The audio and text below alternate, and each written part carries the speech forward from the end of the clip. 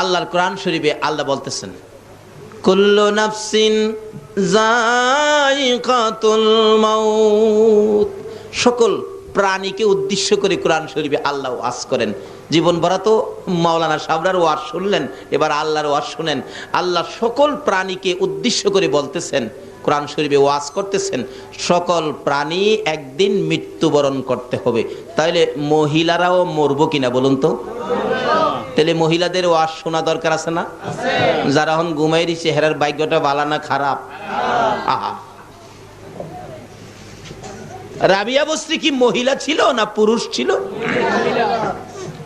রাবিয়া বস্তির তো মৃত্যুবরণ করেছে, কি বলেন ঠিক নি? কিন্তু রাবিয়ার মৃত্যু আর এই এলাকার মহিলাদের মৃত্যু এক হবে? রাবিয়া মৃত্যুবরণ করে কবরে শুইছে।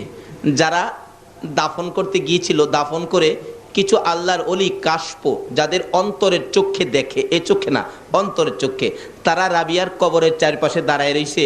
মুলকিন নকির আয়সা কি কয় শুনবার লেগা। রাবিয়া তো একটা মহিলা মিয়া, দাঁড়ায় রয়েছে। জিগায় মুলকিন নকির আয়সা, জিগায় তোমার রব কে? রাবিয়াকে জিগাই তোমার রব কে?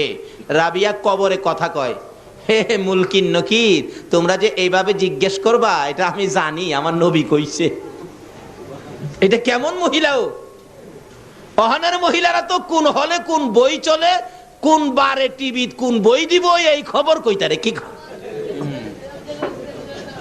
আর রাবিয়া কেমন মহিলা?